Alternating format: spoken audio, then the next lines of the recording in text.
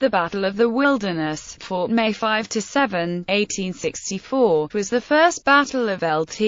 Gen. Ulysses S. Grant's 1864 Virginia Overland Campaign against Gen. Robert E. Lee and the Confederate Army of Northern Virginia in the American Civil War. Both armies suffered heavy casualties, a harbinger of a bloody war of attrition by Grant against Lee's army and, eventually, the Confederate capital, Richmond, Virginia. The battle was tactically inconclusive, as Grant disengaged and continued his offensive. Grant attempted to move quickly through the dense underbrush of the wilderness of Spotsylvania, but Lee launched two of his corps on parallel roads to intercept him. On the morning of May 5, the Union 5th Corps under Maj. Gen. Governor K. Warren attacked the Confederate 2nd Corps, commanded by Lt. Gen. Richard S. Ewell, on the Orange Turnpike. That afternoon the 3rd Corps, commanded by Lt. Gen. A.P. Hill, encountered Brig. Gen. George W. Getty's division and Maj. Gen. Winfield S. Hancock's 2nd Corps on the Orange Plank Road. Fighting until dark was fierce but inconclusive as both sides attempted to maneuver in the dense woods. At dawn on May 6, Hancock attacked along the Plank Road, driving Hill's corps back in confusion, but the 1st Corps of Lt. Gen. James Longstreet arrived in time to prevent the collapse of the Confederate right flank. Longstreet followed up with a surprise flanking attack from an unfinished railroad bed that drove Hancock's men back to the Brock Road, but the momentum was lost when Longstreet was wounded by his own men. An evening attack by Brig. Gen. John B. Gordon against the Union right flank caused consternation at Union headquarters, but the lines stabilized and fighting ceased. On May 7, Grant disengaged and moved to the southeast, intending to leave the wilderness to interpose his army between Lee and Richmond, leading to the bloody Battle of Spotsylvania Courthouse. Background: in March 1864, Grant was summoned from the Western Theater, promoted to lieutenant general, and given command of all Union armies. He chose to make his headquarters with the Army of the Potomac, although Meade retained formal command of that army. Maj.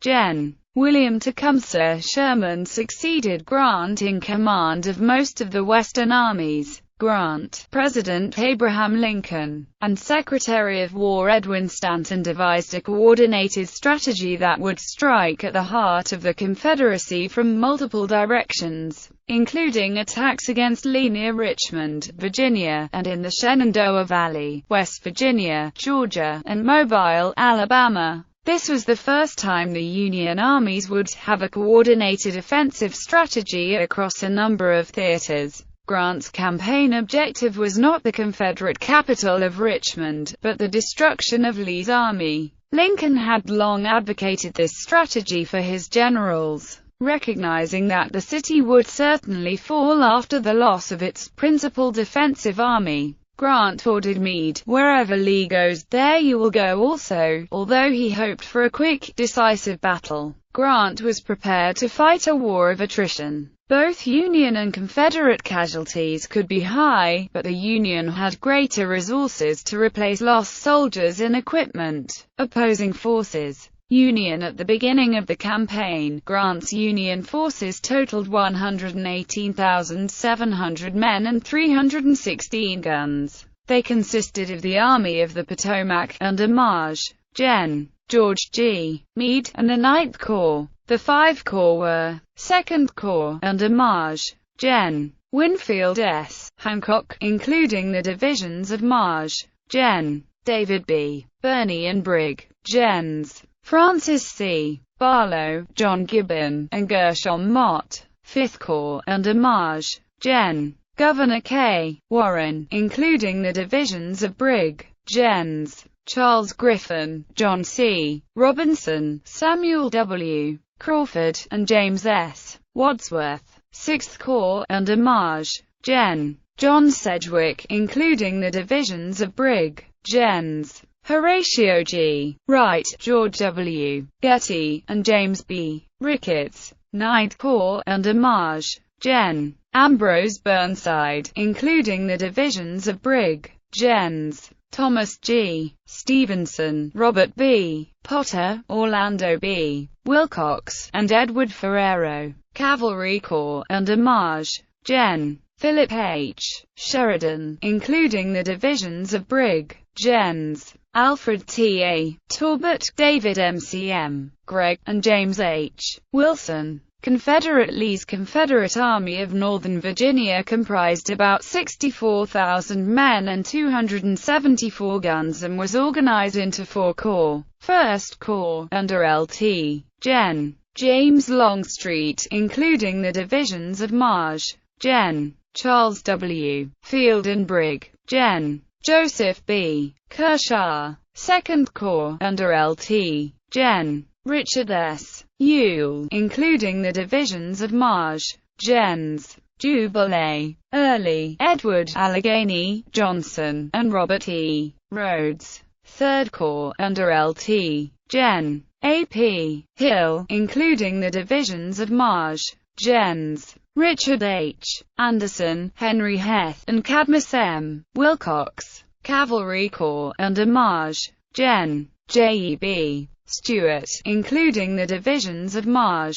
Gens. Wade Hampton, Fitzhugh Lee, and W.H.F. Rooney Lee. Disposition of forces and movement to battle. On May 4, 1864, the Army of the Potomac crossed the Rapidan River at 3 separate points and converged on the Wilderness Tavern, near the edge of the wilderness of Spotsylvania, an area of more than 70 square miles of Spotsylvania County and Orange County in central Virginia. Early settlers in the area had cut down the native forests to fuel blast furnaces that processed the iron ore found there, leaving only a secondary growth of dense shrubs. This rough terrain, which was virtually unsettled, was nearly impenetrable to 19th-century infantry and artillery maneuvers. A number of battles were fought in the vicinity between 1862 and 1864, including the bloody Battle of Chancellorsville in May 1863. The wilderness had been the concentration point for the Confederates 1 year earlier when Stonewall Jackson launched his devastating attack on the Union right flank at Chancellorsville. But Grant chose to set up his camps to the west of the old battle site before moving southward. Unlike the Union Army of a year before, Grant had no desire to fight in the wilderness, desiring to move to the open ground to the south and east of the wilderness before fighting Lee. Taking advantage of his superior numbers and artillery, Grant's plan was for the 5th Corps and 6th Corps to cross the Rapidan at Germanna Ford, followed by the 9th Corps after the supply trains had crossed at various fords, and to camp near Wilderness Tavern. The 2nd Corps would cross to the east on Elias Ford and advance to Spotsylvania Courthouse by way of Chancellorsville and Todd's Tavern. Speed was of the essence to the plan because the army was vulnerably stretched thin as it moved. Although Grant insisted that the army travel light with minimal artillery and supplies, its logistical tail was almost 70 miles. Sylvanus Cadwallader, a journalist with the Army of the Potomac, estimated that Meade's supply trains alone, which included 4,300 wagons, 835 ambulances, and a herd of cattle for slaughter, if using a single road, would reach from the Rapidan to below Richmond. Grant gambled that Meade could move his army quickly enough to avoid being ensnared in the wilderness, but Meade recommended that they camp overnight to allow the wagon train to catch up. Grant also miscalculated when he assumed that Lee was incapable of intercepting the Union Army at its most vulnerable point, and Meade had not provided adequate cavalry coverage to warn of a Confederate movement from the west. On May 2, Lee met with his generals on Clark Mountain, obtaining a panoramic view of the enemy camps. He realized that Grant was getting ready to attack, but did not know the precise route of advance. He correctly predicted that Grant would cross to the east of the Confederate fortifications on the Rapidan, using the Germanna and Ely fords. But he could not be certain. To retain flexibility of response, Lee had dispersed his army over a wide area. Longstreet's First Corps was around Gordonsville, from where they had the flexibility to respond by railroad to potential threats to the Shenandoah Valley or to Richmond. Lee's headquarters and Hill's Third Corps were outside Orange Courthouse. Ewell's Second Corps was the closest to the Wilderness, at Morton's Ford. In the Wilderness, numbers meant little. In fact, they were frequently an encumbrance on the narrow trails. Visibility was limited, making it extremely difficult for officers to exercise effective control. Attackers could only thrash noisily and blindly forward through the underbrush, perfect targets for the concealed defenders. In attack or retreat, formations could rarely be maintained. In this near jungle, the Confederates had the advantages of being, on the whole, better woodsmen than their opponents and of being far more familiar with the terrain. Federal commanders were forced to rely upon maps, which soon proved thoroughly unreliable. Carl Vincent J. Esposito, West Point Atlas. His Grant's plan became clear to Lee on May 4. Lee knew that it was imperative to fight in the Wilderness for the same reason as the year before. His army was massively outnumbered, with approximately 65,000 men to Grant's 120,000, and his artillery's guns were fewer than and inferior to those of Grant's. Fighting in the tangled woods would eliminate Grant's advantage in artillery, and the close quarters and ensuing confusion there could give Lee's outnumbered force better odds. He therefore ordered his army to intercept the advancing Federals in the Wilderness. Ewell marched east on the Orange Courthouse Turnpike, reaching Robertson's Tavern, where they camped about 3 to 5 miles from the unsuspecting soldiers in Warren's Corps. Hill used the Orange Plank Road and stopped at the hamlet of New Verdiersville. These two corps could pin the Union troops in place, fighting outnumbered for at least a day while Longstreet approached from the southwest for a blow against the enemy's flank. Similar to Jackson's at Chancellorsville, the thick underbrush prevented the Union Army from recognizing the proximity of the Confederates. Adding to the confusion, Meade received an erroneous report that the Confederate cavalry under J.E.B. Stuart was operating in his army's rear, in the direction of Fredericksburg. He ordered the bulk of his cavalry to move east to deal with that perceived threat, leaving his army blind.